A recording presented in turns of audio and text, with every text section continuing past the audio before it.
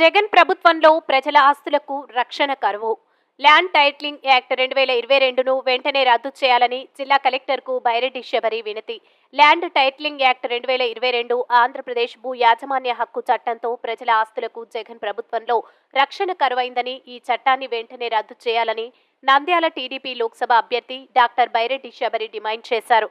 మంగళవారం నంద్యాల జిల్లా collector doctor K శ్రీనివాసులకు ల్యాండ్ టైటిలింగ్ యాక్ట్ 2022ను రద్దు చేయాలని కోరుతూ నంద్యాల టీడీపీ ఎంపీ అభ్యర్థి డాక్టర్ బైరెడ్డి శబరి వినతి పత్రం అందజేశారు.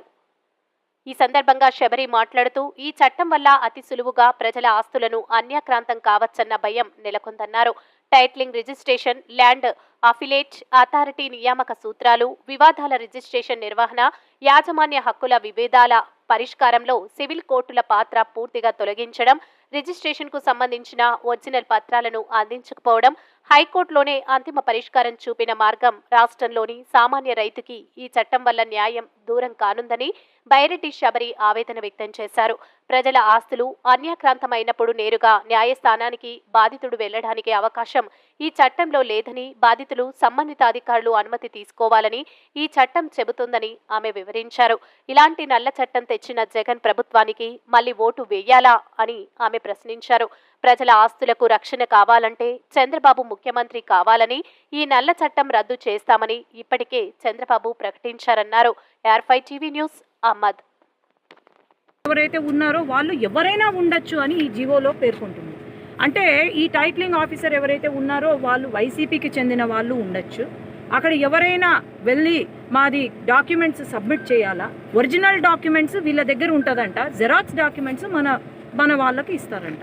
మరి ఈ జెరాక్స్ డాక్యుమెంట్స్తో మనకు బ్యాంకు లోన్లు రావు, లేదంటే పిల్లల కోసము ఏదన్నా ఆస్తి అమ్మాలనుకున్నా ఈ జెరాక్స్ డాక్యుమెంట్స్తో మనకు ఏమి కాదు.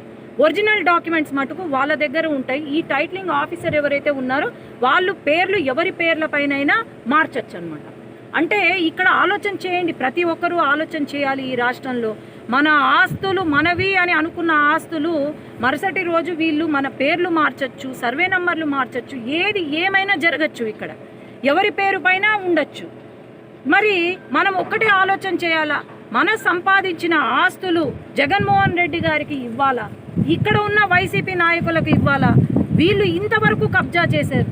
తెలుగుదేశం పార్టీ ఖచ్చితంగా ప్రభుత్వం వస్తుంది, ఈ తెలుగుదేశం పార్టీ ప్రభుత్వం రాగానే ఇప్పుడు కబ్జా చేసిన ల్యాండ్స్ అంతా మళ్ళా తిరిగి పేదవాడికి ఇవ్వాలని మేము అనుకుంటుంటే, వీళ్ళేమో లేదు పేదవాడి దగ్గర నుంచో లేకపోతే మన దగ్గర నుంచి ఆస్తులు ఎట్లా లాక్కోవాలా అని చూస్తున్నారు తప్ప ఇంకేం లేదు. అందరూ కూడా ఆలోచన చేయండి. మీ ఆస్తులు మీవిగా ఉండాలి, మీరు కష్టపడినారు, మీ ఆస్తులు మీవిగా ఉండాలి అనుకుంటే జగన్మోహన్ రెడ్డి గారికి మళ్ళీ ఓటు వేశారు అంటే మాత్రము మీకు ఇంకా మీ ఆస్తి ఒక్క రూపాయి కూడా ఉండదని నేను చెప్తున్నాను.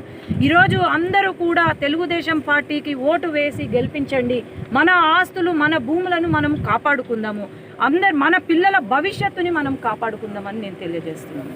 అట్లాగే ఈ జీవో ఏదైతే ఉందో ఇక్కడ నంద్యాల పార్లమెంటు తరపు నుంచి ఈ జీవో పరిస్థితి మొత్తం రాష్ట్రం పరిస్థితి కూడా ఇదే అవ్వబోతుంది. మరి ఆలోచన చేయండి అందరూ కూడా.